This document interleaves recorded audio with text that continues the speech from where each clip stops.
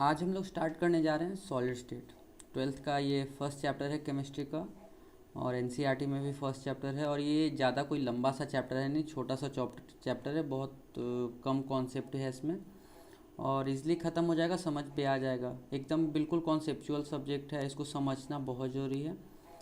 तो आज हम लोग यही स्टार्ट करने जा रहे हैं। तो सबसे पहले देखते हैं states of matter. States of matter क्या होता है? स्टेट्स ऑफ मैटर सबको पता है। बेसिकली हम लोग को जो पढ़ना है उसमें तीन होता है, एक सॉलिड, एक लिक्विड और एक गैस। तीन ही स्टेट्स ऑफ मैटर है, लिक्विड और गैस। लिक्विड स्टेट और गैस स्टेट हम लोग 11th में ही पढ़ चुके हैं, 11th के केमिस्ट्री में ही हम लोग पढ़ चुके हैं। तो 12th का फर्स्ट चैप्टर सॉलिड स्टेट है। इसमें हम लोग को पढ़ना क्या होता है? सबसे पहला क्वेश्चन ये आता है कि इसमें हम लोग क्या क्या पढ़ने जा रहे हैं। तो सॉलिड स्टेट में हम लोग पढ़ेंगे कि एटम कंस्ट्रक्शन, एटम्स अरेंज कैसे रहता है, कोई भी एलिमेंट में एटम्स कैसे अरेंज रहता है। जैसे कि हम लोग किसी भी चीज़ का एक पीस लेते हैं, एक आयरन का पीस लेते हैं या फिर एक रॉक का पीस, किसी भी पत्थर का पीस लेते हैं, छोटा सा टुकड़ा लेते हैं। तो एक क्वेश्चन आएगा ना कि इसमें एटम तो हैं, ये सबको पता है कि छोटे छोटे एटम्स हैं, छोटे छोटे ऐसे ऐसे एटम्स हैं, बट ये अरेंज्ड कैसे हैं, ये कैसे उसमें किस साइड किस टाइप से अरेंज किए हुए हैं, ये बहुत बड़ा क्वेश्चन है। तो सॉलिड स्टेट में हम लोग को यही पढ़ना है कि अरेंजमेंट कितने टाइप्स का होता है, अरेंजमेंट कैसे कैसे होता है, अरेंजमेंट किस चीज़ पे डिपेंड करता है, ठीक है। और स्ट्रेंथ भी है जो काफ़ी हद तक अरेंजमेंट से ही, अरेंजमेंट पे ही डिपेंड करता है कि उसका अरेंजमेंट कैसा है, उसी पे ही स्ट्रेंथ भी डिपेंड करता है। तो सबसे पहले यहाँ पे तीनों स्टेट का डिफिनेशन लिखा है। सॉलिड, लिक्विड, गैस का सॉलिड स्टेट है। ये क्या है? जिसका डिफिनिट वॉल्यूम हो और फिक्स्ड शेप हो। Definite volume and fixed shape, उसी को हम लोग कहते हैं सॉलिड्स। क्या होता है? इसका वॉल्यूम भी डिफिनिट होता है, इसका वॉल्यूम चेंज नहीं होता है जनरली, ज़्यादातर टाइम, मतलब नॉर्मल अगर कंडीशन में देखा जाए तो ये चेंज नहीं होता है। और इसका एक फिक्स्ड शेप होता है, ऐसा नहीं है कि कोई भी सॉलिड को कहीं रखे और थोड़ी देर बाद उसका शेप अपने आप चेंज हो जाएगा। तो ये हो जाता है सॉलिड का डिफिनेशन। अब दूसरा क्या है? लिक्विड का डिफिनेशन। लिक्विड क्या होता है? तो which have definite volume but indefinite shape. उसका वॉल्यूम तो डिफिनिट है, हाँ, अगर हम 1 लीटर लिक्विड अभी रखें हैं तो 10 सेकेंड, 10 घंटे बाद, 15 घंटे बाद भी वो 1 ही लीटर रहेगा। लेकिन अगर हम अभी इसको एक बॉटल में रखे हैं और उसको गिरा दिए तो हो सकता है उसका शेप अगले टाइम चेंज हो जाए, शेप उसका सेम नहीं रहेगा, उसका शेप इनडिफिनिट होता है, उसका कभी भी शेप चेंज हो जाता है। उसको हम जिस चीज़ में रखेंगे उसके जैसा उसका शेप हो जाएगा। और लास्ट में आता है गैसीय स्टेट। तो गैसीय स्टेट क्या होता है? Which have neither definite shape not definite volume. उसका ना तो शेप होता है डेफिनेट और ना ही वॉल्यूम डेफिनेट होता है। मतलब कि एयर को जैसा शेप में ढालना चाहें वैसा कंटेनर में रखेंगे तो उसका शेप वैसा हो जाएगा। उसका वॉल्यूम को भी हम लोग कम इजीली कर सकते हैं। एयर को कंप्रेस करके हम लोग उसका, जैसे कि अगर ये कंटेनर है, इसमें एयर है, अगर हम इसको एक यहाँ एक पिस्टन लगाकर इसको दबाएंगे तो इसका वॉल्यूम कम हो जाएगा। तो इसका ना तो शेप डेफिनिट होता है और ना ही वॉल्यूम डेफिनिट होता है, इसीलिए इसी को गैस कहते हैं। तो अब आज हम लोग को इस चैप्टर में क्या पढ़ना है? बेसिकली ये दोनों जो लिक्विड और गैसीय स्टेट है, ये लिक्विड स्टेट है और ये गैसीय स्टेट है, ये दोनों हम लोग पढ़ चुके हैं 11th में। तो आज हम लोग को बेसिकली कवर करना है सॉलिड स्टेट। सॉलिड स्टेट कैसे बना होता है, इसका एटम्स कैसे अरेंज होते हैं, ये सब हम लोग को पढ़ना होता है। तो सॉलिड आया, सबसे पहला टॉपिक है सॉलिड क्या होता है। तो the material have definite shape and volume. जो मटेरियल सॉलिड होता है उसका डेफिनेट शेप और वॉल्यूम होता है, जैसा मैंने अभी बताया। रिजिडिटी भी होता है उसका। हाई डेंसिटी होता है, डेंसिटी उसका बहुत ज़्यादा होता है। लो कंप्रेसिबिलिटी, मतलब कि उसको उस पर अगर प्रेशर लगाएंगे, जैसे कि सपोज ये एक आयरन का टुकड़ा है या फिर किसी भी सॉलिड का टुकड़ा है, इस पर अगर हम प्रेशर ऊपर से दबाएंगे तो इसका वॉल्यूम बहुत मतलब बहुत ही कम ऐसा होगा कि थोड़ा बहुत कम गया। ऐसा नहीं है कि दबाए तो बहुत ज़्यादा उसका वॉल्यूम आधा हो गया, मतलब माइनर चेंज आता है, बहुत हल्का सा चेंज आता है, मानते हैं कि थोड़ा सा चेंज आ सकता है। तो लो कंप्रेसिबिलिटी, इसका लो, बहुत ही कम कंप्रेसिबिलिटी होता है, ये बहुत जल्दी नहीं दबता है। उसके बाद नेक्स्ट पॉइंट क्या है? The constituent particles. The constituent particles are held by strong intermolecular forces. उनके बीच जो फोर्स होता है, जैसे कि सॉलिड का अगर 2 पार्टिकल है, ये 2 पार्टिकल है, तो इन दोनों के बीच जो फोर्स है, फोर्स ऑफ अट्रैक्शन है, वो बहुत स्ट्रॉन्ग होता है। स्ट्रॉन्ग इंटरमोलिकुलर फोर्सेस, उन दोनों के मोलिक्यूल्स के बीच का जो फोर्स होता है बहुत ही स्ट्रॉन्ग होता है। तो सॉलिड्स का यही डिफिनीसन है कि इनका हाई रिजिडिटी होता है, हाई डेंसिटी, लो कंप्रेसिबिलिटी होता है, और उनके मॉलिक्यूल्स के बीच में जो फोर्स होता है, इंटरमोलिकुलर फोर्स होता है, वो बहुत ही स्ट्रॉन्ग होता है। अब आगे हम लोग को पढ़ना है कि टाइप्स ऑफ सॉलिड क्या होता है। टाइप्स ऑफ सॉलिड क्या होता है? 2 तरह का सॉलिड्स हम लोग को पाया जाता है कंस्ट्रक्शन के, उसका अरेंजमेंट के हिसाब से, अरेंजमेंट का अगर देखा जाए तो 2 तरीके का सॉलिड पाया जाता है। एक एमॉर्फस होता है, एमॉर्फस सॉलिड, और दूसरा क्रिस्टलाइन सॉलिड्स होता है। एमॉर्फस सॉलिड्स क्या होता है? इसका डिफिनेशन नीचे और क्रिस्टलाइन, इन दोनों के बारे में नीचे डिफरेंस समझाया गया है। एक फिगर के तरीके, फिगर भी हम लोग देख के बता सकते हैं, फिगर देख के भी समझ सकते हैं कि कैसे होता है। ये क्रिस्टलाइन है, ये एमॉर्फस है, इसको हम लोग ज़्यादा पढ़ना नहीं है, ये ऐसे ही एक रिलेटिवली मतलब समझने के लिए यहाँ दे दिया है। क्रिस्टलाइन में क्या होता है, एटम्स जो होता है वो अरेंज रहते हैं बहुत ही अच्छे से, मतलब कि उनका एक फिक्स्ड क्या बोल सकते हैं कि अरेंजमेंट होता है, वो ऐसा नहीं है कि कहीं भी एटम्स को पुट कर दिया जाता है। लेकिन एमॉर्फस में क्या होता है, एमॉर्फस में कोई भी फिक्स्ड अरेंजमेंट नहीं होता, वो जहाँ मन वहाँ पे एटम रख सकते हैं किसी भी तरीके से, बस वो उसमें पैक्ड है, वो किसी भी खास रेगुलरिटी को फॉलो नहीं करता है, कोई भी रेगुलर अरेंजमेंट नहीं होता है कि इसी तरीके का अरेंजमेंट। अगर हम इस लाइन में देखें किसी खास, जैसे यहाँ पे हम देखते हैं इस लाइन में स्ट्रेट लाइन है, तो अगले लाइन में भी स्ट्रेट लाइन में सारा एटम्स है, जैसे कि यहाँ दिख रहा है। लेकिन यहाँ पे कुछ भी ऐसा नहीं है, जैसे मन तैसे हम लोग देख रहे हैं, ऊपर नीचे कहीं भी एटम्स भरा पड़ा है। तो क्रिस्टलाइन और एमॉर्फस में यही डिफरेंस होता है, दोनों का अरेंजमेंट में बहुत यही डिफरेंस होता है जो यहाँ पे दिखा हुआ है। अब हम लोग डिफरेंस देखते हैं, डिफरेंस दोनों में क्या है। तो सबसे पहले आता है क्रिस्टलाइन सॉलिड्स और एमॉर्फस सॉलिड्स। तो डेफिनिट एंड रेगुलर अरेंजमेंट, इसका क्या होता है, डेफिनिट और रेगुलर होता है अरेंजमेंट, ऐसा नहीं है कि अरेंजमेंट बदलते रहता है हर टाइम के बाद। इसका एक रेगुलर अरेंजमेंट होता है जो कि पूरा स्ट्रक्चर में वही अरेंजमेंट होगा। इसका doesn't have regular and arrangement of particles, इसका कोई रेगुलर अरेंजमेंट नहीं है, जहाँ मन वहाँ पे एटम्स मॉलिक्यूल्स हो सकता है। इसका कोई रेगुलर अरेंजमेंट नहीं है कि अगर इस पार्टिकल को लिया जाए, जैसे कि सपोज हम बोलें कि एक ये एटम हुआ, अगर ये एक पीस ले लिए हम लोग, यहाँ से एक पीस ले लिए और ये दूसरा पीस ले लिए, तो क्रिस्टलाइन में इसमें भी जैसा ऐसा अरेंजमेंट है उसमें भी ऐसा ही रहेगा। लेकिन एमॉर्फस में जरूरी नहीं, इसमें कुछ और अरेंजमेंट हो, इसमें कुछ और अरेंजमेंट हो। तो इसमें क्या होता है, रेगुलर अरेंजमेंट नहीं होता है। अब दूसरा पॉइंट क्या है, they are true solids. They are true solids का क्या मतलब होता है कि जो सॉलिड्स का सारा डेफिनेशन होता है वो ये फॉलो करते हैं, तो इसको ट्रू सॉलिड्स कहा जाता है, ठीक है ना। और एमॉर्फस क्या होता है, they are pseudo solids. Pseudo का मतलब होता है झूठा, जैसे सूडो फोर्स होता है ना, झूठा फोर्स जो कि रियलिटी में एग्जिस्ट नहीं करता है। तो ये सॉलिड्स जैसा दिखते तो हैं एमॉर्फस सॉलिड्स, लेकिन रियलिटी में सॉलिड्स नहीं होते हैं, ये सुपर कूल्ड लिक्विड्स हैं, मतलब कि लिक्विड्स हैं जो कि बहुत ज़्यादा ठंडे हो चुके हैं।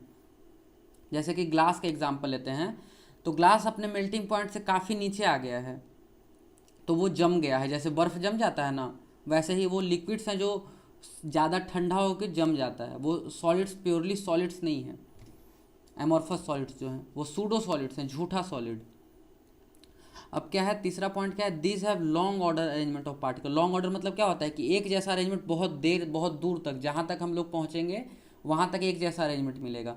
और इसका they have short order arrangement, इसमें क्या है, अरेंजमेंट बहुत छोटा छोटा हो सकता है कि 2-3 एटम स्ट्रेट लाइन में हो फिर टेढ़ा हो जाए, फिर टेढ़ा होने लगे। लेकिन इसमें क्या है, अगर 1-2-3 एटम स्ट्रेट लाइन में तो बहुत सारा हजारों लाखों एटम्स एक ही लाइन में होगा। तो इसमें क्या है, they have short order arrangement और इसमें लॉन्ग ऑर्डर अरेंजमेंट है।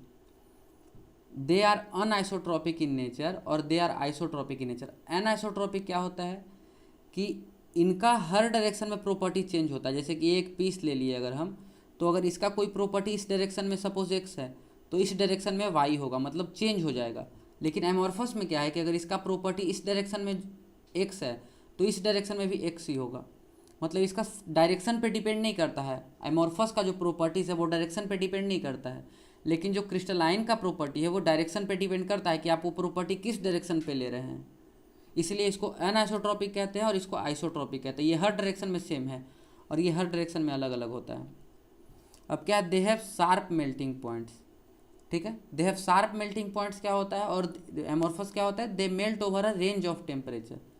तो शार्प मेल्टिंग पॉइंट क्या होता है, तो शार्प मेल्टिंग पॉइंट समझने के लिए आप ये बस समझिए कि एक टेम्परेचर, सपोज इसका टेम्परेचर x डिग्री सेल्सियस है, मेल्टिंग पॉइंट है या फिर बॉइलिंग पॉइंट है, तो x डिग्री सेल्सियस पे जाते के साथ x+1 डिग्री सेल्सियस जैसे ही x टेम्परेचर को क्रॉस किया तो सारा का सारा सॉलिड मेल्ट हो जाएगा, सारा का सारा सॉलिड लिक्विड में बदल जाएगा पिघल के।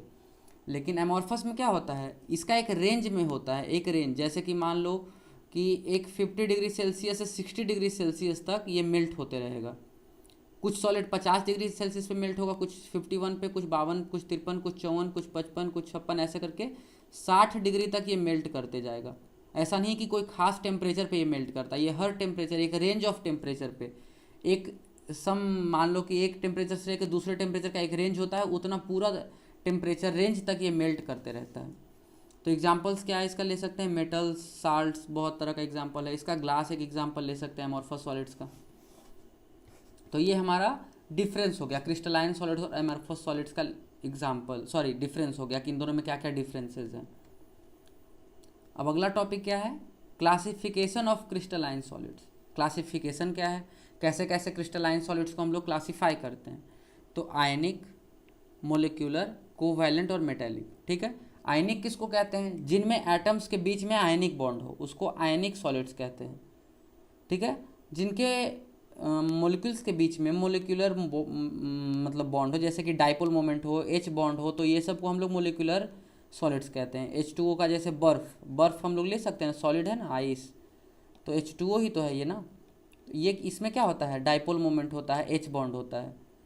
तो एच बॉन्ड होता है तो इसमें क्या है, ये भी एक तरह का मोलिकुलर बॉन्ड है, तो मोलिकुलर बॉन्ड की वजह से इस मोलिकुलर सॉलिड्स को कहा जाता है। कोवैलेंट में क्या होता है, कोवैलेंट मतलब हो गया कि जिसमें कोवैलेंट बॉन्ड हो, जिसमें दो एटम्स या मोलिक्यूल्स के बीच कोवैलेंट बॉन्ड हो, जैसे कि डायमंड में होता है, डायमंड में कोवैलेंट बॉन्ड होता है, जिसको कोवैलेंट सॉलिड्स कहते हैं। मेटालिक क्या हो गया, जिसमें मेटालिक बॉन्ड हो, जिसमें मेटल्स के बीच में मेटालिक बॉन्ड एक अलग टाइप का बॉन्ड होता है, जो आपने 11th में पढ़ा होगा। इलेक्ट्रॉन्स के फ्लो के वजह से ये मतलब ये बॉन्ड बनता है, तो इसी को मेटालिक बॉन्ड कहते हैं। इसका एग्जांपल है सोडियम, जिंक, कॉपर, आयरन, ये सब मेटालिक बॉन्ड है, तो ये सब मेटालिक सॉलिड्स हो गया। तो यहाँ पे classification of solid crystalline solids था कि क्रिस्टलाइन सॉलिड्स कितने टाइप्स के होते हैं। तो आयनिक हो सकते हैं, वो मोलिकुलर हो सकते हैं, वो कोवैलेंट हो सकते हैं और मेटालिक हो सकते हैं। अब हम लोग स्टार्ट करते हैं एकदम बेस से, स्टार्टिंग से, कि कैसे कैसे हम लोग आगे बढ़ते हैं। तो सबसे पहला टॉपिक हमारा है यूनिट सेल। यूनिट सेल क्या होता है, यूनिट सेल, यूनिट सेल क्या होता है, the smallest portion of crystal lattice which can be repeated is known as unit cell. Crystal lattice क्या हुआ, एक कोई भी पीस हम लोग ले लिए, कोई भी मेटल का या फिर कोई भी क्रिस्टलाइन सॉलिड का अगर एक हम पीस ले लिए, तो उसको हम लोग क्रिस्टल लैटिस कह सकते हैं, क्रिस्टल लैटिस को कह सकते हैं। और उसका जो स्मॉलेस्ट है, जैसे कि उसका एग्जांपल हम क्या ले सकते हैं, जैसे कि एक रूम है, अगर ये एक रूम है और ये दीवार है, इसका ये दीवार है, तो इसका स्मॉलेस्ट क्या है, इसका एक एक ब्रिक ईटा जो है वही तो इसका स्मॉलेस्ट पोर्शन है ना, जिसको कि हम अलग अलग कर सकते हैं। और वो एक रिपीटेड फॉर्म में रहता है, एक के बाद दूसरा, तीसरा, चौथा, ऐसे करके ईटा रहता है। उसी तरह यूनिट सेल, अगर एक क्रिस्टल लैटिस एक ऑब्जेक्ट हम लोग उठा लिए, क्रिस्टल सॉलिड उठा लिए, एक पीस उसका उठा लिए, तो उसमें जो ये यूनिट सेल है ऐसे ही ईंटे की तरह वहाँ पे अरेंज किया हुआ रहता है, तो उसी को हम लोग क्रिस्टल लैटिस कहते हैं। और इसी तरह वो अरेंज्ड रहता है जिससे कि हम लोग पूरा क्रिस्टल को मतलब पूरा क्रिस्टल बन पाता है, यही स्मॉल स्मॉल यूनिट सेल मिला करके। तो क्या है, स्मॉलेस्ट पोर्शन है जिसको रिपीट कर सकते हैं। रिपीट का क्या मतलब हुआ कि इसको रिपीट कर रहे हैं, ऐसे एक के बाद एक को लगा रहे हैं तो बनते जा रहा है। अब यहाँ पे सेल पैरामीटर्स होता है ए बी सी और alpha beta gamma. A B C क्या होता है, एज लेंथ, ये जो साइड का लेंथ है ए बी सी, ये बी है, ये ए है और ये सी है, ये तीनों क्या है, एज लेंथ है, उसका साइड का लेंथ। अगर एक क्यूबॉइड हम लोग देखें तो उसका साइड का जो लेंथ है वही ए बी सी है। और इन तीनों एजेस के बीच में जो एंगल हैं, जैसे अल्फ़ा बीटा गामा, ये तीनों एंगल्स हैं। ठीक है, तो यहाँ पे 6 पैरामीटर्स होते हैं, सेल पैरामीटर्स इसको कहते हैं, 6 टाइप्स के होते हैं, ए बी सी और अल्फ़ा बीटा गामा, बस यही समझना है। अब इसी पे डिपेंड करेगा कि किस टाइप का वो क्रिस्टल लैटिस है, वो यूनिट सेल किस टाइप का है, जिसको ब्रेवियर्स लैटिस कहते हैं। लैटिस कितना टाइप का हो सकता है, मतलब अरेंजमेंट कितना टाइप का हो सकता है, इन्हीं 6 प्रॉपर्टीज, इन्हीं 6 पैरामीटर्स पे वो डिपेंड करेगा, अल्फ़ा बीटा गामा पे और ए बी सी पे। हम लोग इसको चेंज कर सकते हैं, इसको चेंज कर सकते हैं, तो अलग टाइप का अरेंजमेंट हो जाएगा। तो आगे हम लोग को वही पढ़ना है कि ये किस तरीके से इन 6 पैरामीटर्स पे डिपेंड करता है हमारा यूनिट सेल का कंस्ट्रक्शन, कि हमारा यूनिट सेल कैसा होगा। अब अगला क्या है, crystal lattice. The 3D arrangement of unit cell is known as crystal lattice. Unit cell जैसा मैंने अभी बताया, उसको अगर 3D में हम अरेंज कर दें तो वो एक क्रिस्टल लैटिस होता है। जैसा कि ये एक फोटो मैंने यहाँ पे दिखाया है, इस पिक्चर में क्या है, ये एक यूनिट सेल है, ये जो दिखा रहे हैं हम आपको, ये यूनिट सेल है। इसको हम लोग ऐसे ऐसे अरेंज कर दिए तो ये क्रिस्टल लैटिस बन गया। इसको आगे पीछे हर जगह हम रिपीट कर सकते हैं, तो यही एक क्रिस्टल लैटिस बन जाएगा। ठीक है, अब क्या है, types of unit cell. Types of unit cell मतलब यूनिट सेल कितने टाइप्स का होता है, तो एक सिंपल क्यूबिक, एक बॉडी सेंटर्ड क्यूबिक और फेस सेंटर्ड क्यूबिक, और एक होता है एंड सेंटर्ड क्यूबिक, वो मैं लास्ट में बता दूंगा, या फिर चलिए मैं आपको अभी बता देता हूँ, एक और लिख लेते हैं, एंड सेंटर्ड क्यूबिक होता है। फोर्थ होता है एंड सेंटर्ड क्यूबिक। ये ज़्यादा इंपॉर्टेंट है नहीं, इसका एक या दो एग्जाम्पल हम लोग को पढ़ना है। एंड सेंटर्ड क्यूबिक, इसको हम लोग ECC कहते हैं, ठीक है ना।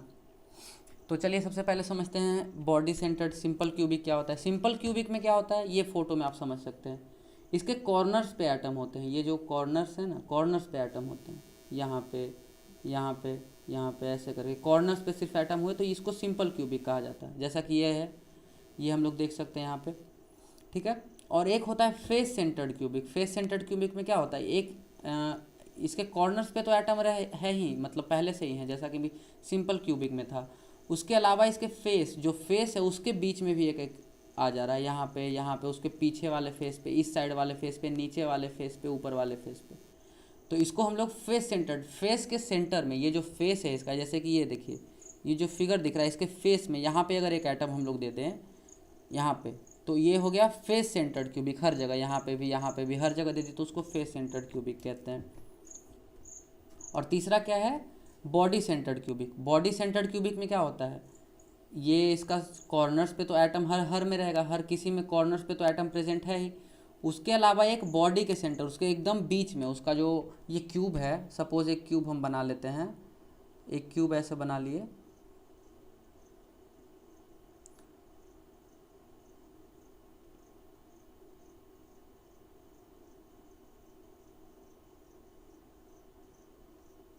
एक क्यूब के सेंटर में यहाँ पे अगर उसके बीच में भी एक एटम हो इसके अलावा, इन सब के अलावा, तो उसको हम लोग बॉडी सेंटर्ड क्यूबिक कहते हैं। अब एंड सेंटर्ड क्यूबिक क्या है, एंड सेंटर्ड में क्या होगा, ये हर जगह बीच वाला एटम बस हम लोग हटा देते हैं। चलिए बीच वाला पहले हटा देते हैं। बॉडी सेंटर्ड तो समझ में आ गया, अगर नहीं समझ आया तो डाउट में आप लोग पूछ सकते हैं, अगर कुछ डाउट हो। एक बार मैं फिर बता देता हूँ कि जो क्यूब का ज्योमेट्रिकल सेंटर है, इसका जो बीच है एकदम बीच में, सेंटर में, वहाँ पे अगर एक एटम प्रेजेंट हो और सारा कॉर्नर्स पे प्रेजेंट हो तो उसको हम लोग बॉडी सेंटर्ड कहेंगे। और अगर उसके फेस के सेंटर पे प्रेजेंट हो और कॉर्नर्स पे भी प्रेजेंट हो तो उसको हम लोग फेस सेंटर्ड क्यूबिक कहेंगे। तो एंड सेंटर्ड में क्या होगा कि ये कॉर्नर्स पे तो प्रेजेंट होंगे, ये जो कॉर्नर्स हैं, कॉर्नर्स पे तो जैसा कि मैंने पहले हर में प्रेजेंट होगा, हर कोई जितना टाइप का स्ट्रक्चर है सब में प्रेजेंट होगा। उसके अलावा क्या है, उसके अलावा ये एंड एक साइड और ये दूसरा साइड, यहाँ पे अगर प्रेजेंट हो, बस ये दोनों साइड, इधर उधर कहीं भी नहीं, बस ये दोनों फेस के एंड पे, तो उसको हम लोग एंड सेंटर्ड क्यूबिक कहते हैं। एक टाइप का सिंपली समझ सकते हैं, ये फेस सेंटर्ड क्यूबिक का ही एक्सटेंशन है, एक special case of face centred cubic. इसका स्पेशल केस है ये, क्योंकि इसमें बस दो ही फेस के साइड यहाँ पे एटम प्रेजेंट है। तो ये एक एंड सेंटर्ड क्यूबिक हो गया। यहाँ पे मैंने आपको चारों टाइप्स ऑफ यूनिट सेल समझा दिया, कितना टाइप का यूनिट सेल हो सकता है, ठीक है। अब हम लोग पढ़ते हैं कि number of atoms per unit cell, ठीक है। नंबर ऑफ एटम्स क्या होता है कि एक यूनिट सेल में कितना एटम होता है, ये समझना बहुत इंपॉर्टेंट है। इस चैप्टर का बेस यही है, ये आप समझिएगा तो आपसे पूरा चैप्टर का हर क्वेश्चन सॉल्व होगा कि उसका एटम्स कैसे हम लोग निकाल रहे हैं, ठीक है। तो चलिए एक एग्जांपल लेके आपको समझाते, चलिए इस फिगर में देखते हैं। नहीं, आपको मैं अलग से यहाँ बना देता हूँ एक फिगर। तो जैसा कि हम देख रहे हैं कि अगर एक यूनिट सेल हम बना रहे हैं, ऐसे करके एक यूनिट सेल बना रहे हैं, तो इसके कॉर्नर्स पे कितने कॉर्नर्स है, इसके 1 2, इसके जितने कॉर्नर्स है सब कॉर्नर्स पे मैं एक एक एटम लगा देता हूँ। 1 2 3 4 5 6 7 8 एटम्स है। तो आपको क्या लग रहा होगा कि एक यूनिट सेल में कितना एटम्स होना चाहिए, 8 होना चाहिए, क्योंकि 8 है। लेकिन आप एक बात भूल रहे हैं कि यूनिट सेल कभी अकेले एग्जिस्ट नहीं करता है, यूनिट सेल के साथ और भी बहुत सारे यूनिट सेल होता है। तो हम लोग को कैलकुलेट करना होगा कि इस एटम का इस यूनिट सेल में कितना कंट्रीब्यूशन है, ठीक है ना।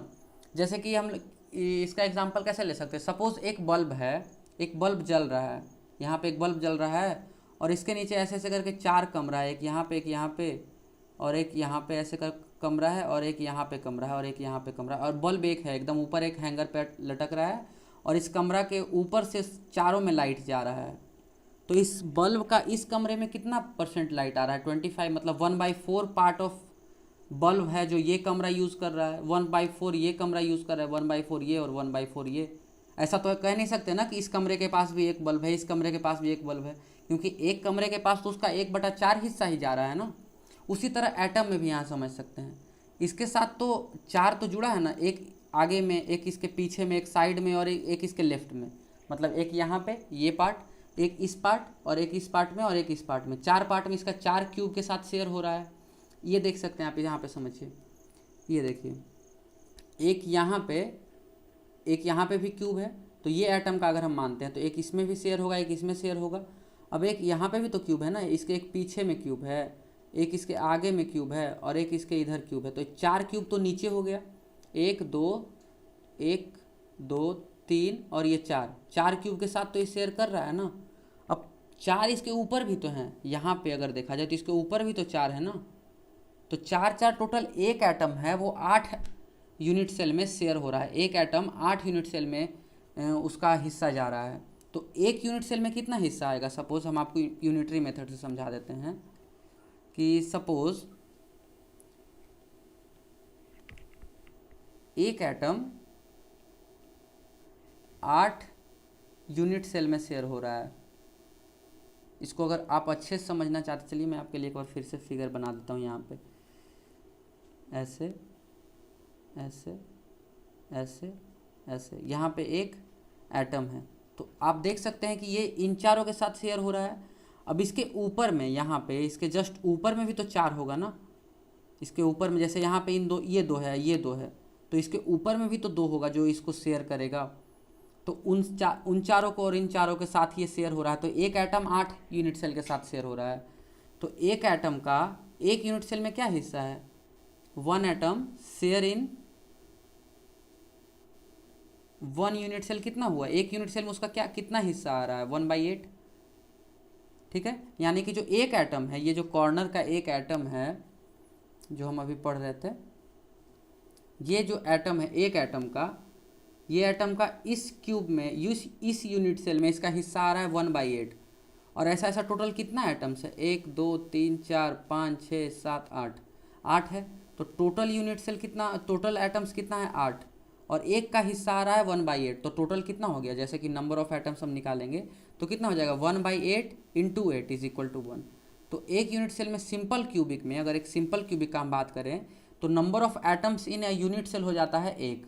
कैसे? वो मैंने अभी आपको समझाया कि एक एटम का 1/8 हिस्सा उस क्यूब में, उस यूनिट सेल में जा रहा है, और वैसा वैसा टोटल 8 एटम्स है, तो टोटल कितना हो जाएगा? 1/8 × 8 = 1।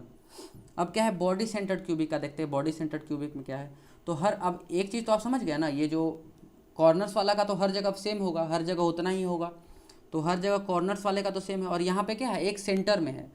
अब एक क्यूब के सेंटर में जो है, इस क्यूब के जो सेंटर में है, यहाँ पे जो है, ये तो किसी के साथ शेयर नहीं हो रहा है ना, ये तो पूरी इसी क्यूब में है, इसी क्यूब में ऑक्यूपाइड है, ये तो कहीं बाहर शेयर नहीं हो रहा है किसी और क्यूब से, तो किसी और यूनिट सेल से शेयर नहीं हो रहा है। तो इसका जो सेंटर्ड वाला है वो पूरा उसी यूनिट सेल में रहेगा।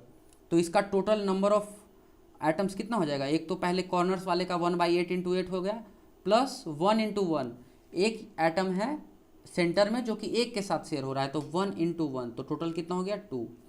अब फेस सेंटर्ड क्यूबिक का देखते हैं। फेस सेंटर्ड क्यूबिक में कॉर्नर्स वाले का फिर से सेम, और जो फेस का सेंटर में है, जो फेस के सेंटर में, जैसा कि मैंने यहाँ पे बताया, तो ये कितने के साथ शेयर होगा? एक इस एटम के साथ, और एक इसके आगे में जो एटम है, ऐसे एक इसके आगे में जो यूनिट सेल है उसके साथ ये शेयर होगा। तो टोटल कितना हो गया? 2 यूनिट सेल के साथ शेयर हो रहा है एक एटम जो कि फेस सेंटर्ड में है। और ऐसा ऐसा टोटल कितना फेस होता है क्यूब में? 1 2 3 4 5 और 6, टोटल एक यूनिट सेल में 6 फेस होता है। आप खुद देख सकते हैं एक क्यूब का कितना फेस होता है, एक ऊपर एक नीचे, एक दाएं एक बाएं। जैसा कि हम लोग लूडो खेलते हैं तो लूडो में जो क्यूब होता है उसका कितना साइड होता है? 6 साइड होता है ना। तो हर साइड का एटम आधा आधा उसमें पार्टिसिपेट कर रहा है, तो टोटल एटम कितना हो गया? 1/2 × 6। एक एटम आधा टाइम मतलब हाफ शेयर दे रहा है एक यूनिट सेल को, टोटल वैसा कितना एटम्स है? 6। तो टोटल यहाँ पे कितना हो गया? 1/8 × 8 ये हो गया 1, और 1/2 × 6 ये हो गया 3, टोटल कितना हो गया? 4। ठीक है, तो टोटल एटम्स 4 हो गया। अब आगे देखते हैं पैकिंग फ्रैक्शन। तीनों का समझ में आ गया ना? क्यूबिक सेल का कितना है टोटल एटम? 1, और बॉडी सेंटर का कितना है? 2, और फेस सेंटर्ड का कितना है? 4। तो इसमें अगर कोई डाउट हो, क्योंकि अगर ये बहुत ज़रूरी है समझना कि कैसे निकला है, तो ये इसमें तो हमको जहाँ तक लग रहा है कि डाउट नहीं होना चाहिए। मैंने इसको अच्छे से समझाया है कि कैसे 1/8 कैसे आ रहा है। ठीक है, इसमें भी समझने में दिक्कत नहीं होना चाहिए कि क्योंकि 1/8 तो समझ में आ गया। अगर तो ये तो पता ही है कि अगर सेंटर में है तो उसका पूरा का पूरा हिस्सा उसी यूनिट सेल में रह रहा है, तो उसके वजह से उसका पूरा का पूरा हिस्सा उसी यूनिट सेल को मिलेगा। अब यहाँ पे है, यहाँ पे क्या है 1/8 इंटू 8 है। अब ये समझने में अगर कोई प्रॉब्लम हो रहा है तो सपोज़ हम एक एग्जांपल लेके यहाँ दिखाते हैं। एक ये कमरा है और एक ये कमरा है, ठीक है ना, और ऐसे करके कमरा है, ये ऊपर से ढका हुआ है कमरा, और यहाँ बीच में ये जो दीवार है यहाँ पे एक छेद करके यहाँ पे एक बल्ब लगा देते हैं, तो इसका लाइट इस कमरे में जाएगा और इस कमरे में जाएगा, और कोई इस ये सब कमरे में तो नहीं जाएगा ना, क्योंकि और तो कहीं जगह ही नहीं है जाने का। तो ये बल्ब कितने के साथ शेयर हो रहा है, 2 कमरे के साथ शेयर हो रहा है, तो टोटल इसका एक कमरे में कितना पार्ट जाएगा 1/2। उसी तरह यहाँ भी मैंने किया है, इसका एक कमरे में 1/2 हिस्सा जा रहा है, एक यूनिट सेल में 1/2 हिस्सा जा रहा है। ऐसा ऐसा 6 बल्ब है उस कमरे में, तो टोटल हिस्सा कितना हो गया 3, 1/2 इंटू 6 3 हो गया, और टोटल बल्ब कितना है उस कमरे में तो 4 है। टोटल 4 एटम्स है उस यूनिट सेल में। इस तरह हम लोग यहाँ निकालें। अब नेक्स्ट टॉपिक क्या है, पैकिंग फ्रैक्शन। पैकिंग फ्रैक्शन एक बहुत इंपॉर्टेंट टॉपिक है, इसको समझना बहुत जरूरी कि पैक किस मतलब टोटल वॉल्यूम। पैकिंग फ्रैक्शन आप समझ सकते हैं कि पैक होने का फ्रैक्शन क्या है, कितना इफिशिएंटली वो पैक हो रहा है। तो इसका मतलब क्या होता है, it is ratio of occupied volume to total volume of unit cell. एक यूनिट सेल का जो ऑक्यूपाइड वॉल्यूम है, जो एटम से उसका वॉल्यूम भरा हुआ है, और डिवाइड बाय टोटल वॉल्यूम कितना है, मतलब कि कितना % जो वॉल्यूम है वो एटम्स की वजह से भर गया है। तो पैकिंग फ्रैक्शन क्या होता है, volume occupied by volume of unit cell, packing fraction. तो सबसे पहले देखते हैं क्यूबिक, सिंपल क्यूबिक का। तो सिंपल क्यूबिक का देखने के लिए हम लोग क्या करते हैं, सबसे पहले उसका एक फेस का स्ट्रक्चर बनाते हैं। ऐसा है, आर है इसका रेडियस एटम का, और ए है एज लेंथ। ये जो एज लेंथ है ये ए है। नंबर ऑफ एटम्स हम लोग ने अभी जस्ट पढ़ा कि नंबर ऑफ एटम्स इसमें 1 है। तो वॉल्यूम ऑक्यूपाइड क्या होगा, 4/3 pi r square, 4/3 pi r cube, 4/3 pi r cube into 1। एक ही एटम है यहाँ पे, तो एक एटम का वॉल्यूम मतलब एटम्स का वॉल्यूम इंटू 1, तो ये हो गया वॉल्यूम ऑक्यूपाइड। और वॉल्यूम ऑफ यूनिट सेल कितना है, तो ए क्यूब है। अब ए और आर के बीच क्या रिलेशन हम लोग यहाँ से देख सकते हैं, ये 2r है, ये एक आर और एक आर, तो 2r is equal to a, तो r is equal to a is equal to 2r है। तो यहाँ पे सिंपली ए के जगह पे 2r लिख देते हैं, तो कितना हो गया वॉल्यूम, कितना वॉल्यूम ऑफ यूनिट सेल क्या हो गया 8r क्यूब। अब पैकिंग फ्रैक्शन लिखने के लिए क्या करेंगे, वॉल्यूम ऑक्यूपाइड कितना था 4/3 पाई आर क्यूब और 8r क्यूब, दोनों को डिवाइड कर देते हैं, तो ये आ गया π/6, जिसको कि 0.52 कहते हैं। तो इसका पैकिंग फ्रैक्शन कितना हो गया 0.52। अगर परसेंटेज में देखना चाहते तो परसेंटेज में क्या है 52% जो उसका वॉल्यूम है वो ऑक्यूपाइड है। मतलब कि अगर 100 लीटर उसका वॉल्यूम है ना, अगर एक क्यूब का 100 लीटर वॉल्यूम है तो उसका 52 लीटर भरा हुआ है, ठीक है, उसका फील्ड है 52 लीटर फील्ड है, और बाकी का 48 लीटर खाली है। अब क्या आते हैं हम लोग बॉडी सेंटर्ड क्यूबिक में। बॉडी सेंटर्ड क्यूबिक, ये भी इसमें भी देख लेते हैं। तो number of atoms unit cell में कितना था, नंबर ऑफ एटम्स हमने अभी जस्ट निकाला था 2 है। वॉल्यूम ऑक्यूपाइड कितना होगा, तो वॉल्यूम ऑक्यूपाइड हो जाएगा 2 इंटू 4/3 पाई आर क्यूब, एक का वॉल्यूम इंटू 2, तो 2 एटम से तो 2 से मल्टीप्लाई कर दिया, तो टोटल कितना वॉल्यूम हो गया occupied 8/3 into pi r cube. अब हम लोग यहाँ देखते हैं, यहाँ पे समझना पड़ेगा कि हम लोग अगर इस कॉर्नर से, ये जो कॉर्नर है यहाँ से इस कॉर्नर को नीचे वाले कॉर्नर को मिला दें, ठीक है ना, तो टोटल कितना डिस्टेंस हो जाएगा √3 हो जाएगा। और इसके बीच में डिस्टेंस कितना है √3 है ना, ये भी हमने जस्ट बताया कि √3 कैसे होगा। और ये टोटल डिस्टेंस है 4r, तो 4r इज इक्वल टू क्या हो जाएगा √3। अगर हम लोग इसको ऐसे यहाँ से काट दें, अगर इसको ऐसे करके हम लोग यहाँ से ऐसे करके काट दें, ठीक है ना, इसको अगर हम लोग ऐसे करके काट दें तो ऐसा ही कुछ फिगर बनेगा, ये बीच से स्फेयर कट जाएगा, ऊपर नीचे रहेगा। तो अब आगे क्या देख रहे हैं हम यहाँ पे कि ये है distance 4r is equal to √3 है, ठीक है।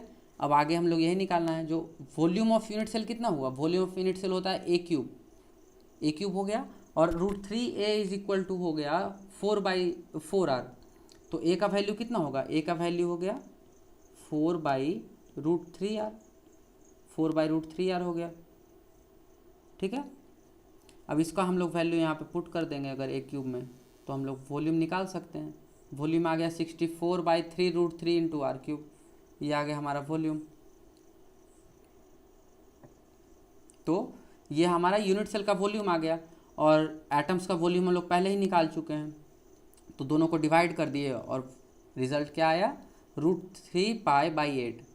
तो इसका पैकिंग फ्रैक्शन आ गया 0.68 और पैकिंग परसेंटेज 68%। मतलब कि 168% उसका वॉल्यूम ऑक्यूपाइड है एटम से और बाकी का 32% खाली है। ठीक है, तो ये पैकिंग फ्रैक्शन किसका हो गया, बॉडी सेंटर्ड क्यूबिक का। अब आ जाते हैं फेस सेंटर्ड क्यूबिक में। तो नंबर ऑफ एटम्स इसमें कितना था, 4 था। वॉल्यूम ऑक्यूपाइड कितना है, 4 × 4/3πr³ इज इक्वल टू कितना हो गया, 16/3πr³। तो ये हो गया फेस सेंटर्ड का एटम्स का कितना वॉल्यूम ऑक्यूपाइड है, V'(V1) लिख लेते हैं चलो इसको। अब हम लोग यहाँ पे चलिए इस फेस का लेते हैं, ड्राइंग ले लेते हैं अलग से, स्केच यहाँ पे ऐसे निकाल देते हैं। तो क्या हो गया, ये 4r इज इक्वल टू क्या होगा, ये √2r है डिस्टेंस। ये डिस्टेंस कितना है, d जो डिस्टेंस है ये √2r है, √2a है, सॉरी a² √2a। तो √2a is equal to 4r, √2a is equal to 4r हो गया। तो a कितना होगा, 2√2r होगा। तो अब हम लोग को अगर उस क्यूब का वॉल्यूम लिखना है, यूनिट सेल का वॉल्यूम लिखना है, तो हम लोग को पता है a क्यूब होता है, वॉल्यूम ऑफ यूनिट सेल कितना होता है, a क्यूब होता है। तो a क्यूब लिखना है, तो अब आगे देखिए क्या किए हैं, a क्यूब के जगह पे a के जगह पे लिख दिए हैं ये वैल्यू r का, सॉरी a का। तो a का वैल्यू लिख के यहाँ पे इक्वेट कर दिए, तो ये आ गया 16√2r³। ये आ गया हमारा वॉल्यूम ऑफ यूनिट सेल। अब पैकिंग फ्रैक्शन के लिए क्या है, volume occupied by volume of unit cell, आ गया π/3√2। π/3√2 का वैल्यू क्या आ गया, 0.74। ठीक है, और पैकिंग फ्रैक्शन कितना आ गया, पैकिंग परसेंटेज कितना आ गया, 74%। तो पैकिंग फ्रैक्शन आ गया 0.74, पैकिंग परसेंटेज आ गया 74%। मतलब क्या है कि 74% उसका वॉल्यूम जो है वो एटम्स ने ऑक्यूपाई करके रखा है, बाकी का 26% खाली है। तो देख सकते हैं तीनों का, अब यहाँ मैं अलग से लिख देता हूँ। सिंपल क्यूबिक का कितना है, सिंपल क्यूबिक का हो गया 52%। फेस या फिर बॉडी सेंटर्ड क्यूबिक का कितना हो गया, बॉडी सेंटर्ड का 68%। 68%, ठीक है, 68% था ना, हाँ। और आगे क्या है, face centred cubic, face centred का कितना था, 74%। तो यहाँ से हम लोग क्या कंक्लूजन निकाल रहे हैं कि सबसे अच्छा से फील्ड किस में रहता है, तो फेस सेंटर्ड में।